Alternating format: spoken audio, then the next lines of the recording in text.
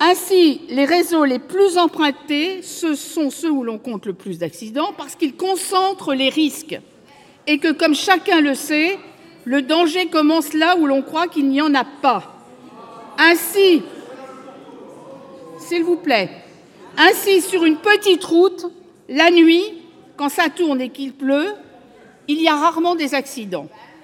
En revanche, quand il fait beau, le jour donc, la route est sèche, belle et droite, on accélère, on augmente le risque et on y meurt plus souvent, notamment s'il n'y a pas de séparation centrale. Les statistiques sur ce point ne sont pas contestables. Et je vous signale que c'est fait par des organismes d'État qui s'appellent le CEREMA et qui sont faits par des fonctionnaires d'un sérieux tout à fait remarquable.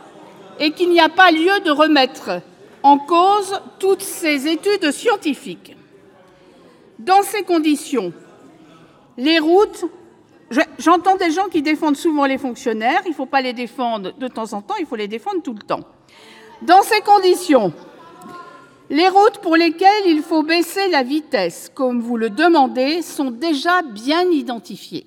C'est ça l'idée, c'est que les routes sont déjà bien identifiées.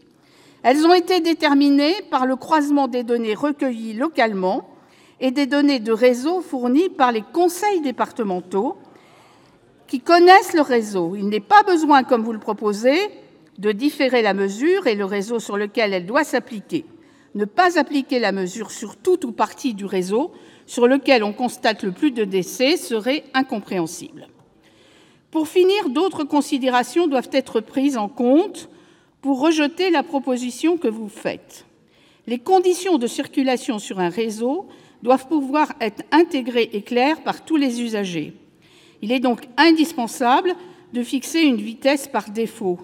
Dans le cas contraire, en raison de nombreuses variations de vitesse, la cohérence du réseau n'existerait plus.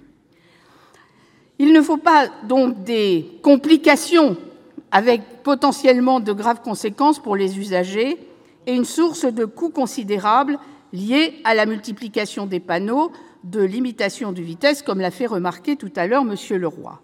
Dans ces conditions, mesdames et messieurs, tout commande que la mesure numéro 5 entre en vigueur le 1er juillet 2018.